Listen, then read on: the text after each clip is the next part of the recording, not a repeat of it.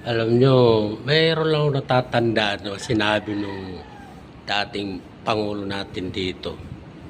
Pangulo na may bagsik, kamay na bakal, at talagang nirespeto ng marami at sinuportahan ng halos ang sambayan ng Pilipino. Na mayroon dyan sa politiko na nakaupo, walang ibang iniisip paano pahabain ng termino. At mayroon naman sa politiko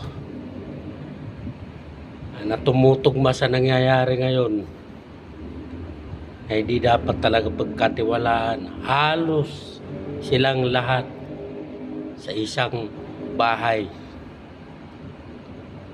Wala bang inisip kung paano sila makakabili ng sports car, Ferrari, Rolex, at Lamborghini. Sus, Ginoo. Parang tama talagang sinabi itong yung presidente natin noon na si Manong Digong. Bueno, kung di ko man siya binoto noon dahil di man pakubutante nung araw tumakbo siya ng panahon ng eleksyon niya. Pero masasabi kong naramdaman ko ang kanyang pamumuno na may katinuan, kayusan. Mayroon mang pumupuna yung mga tinamaan. At ang hindi makakilos ng diretso at maayos dahil nahaharangan.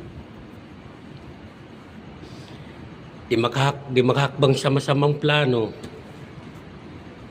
dahil may nakaharang takabantay at kinatatakutan. Ay, yun talagang totoo sa nangyayari ngayon.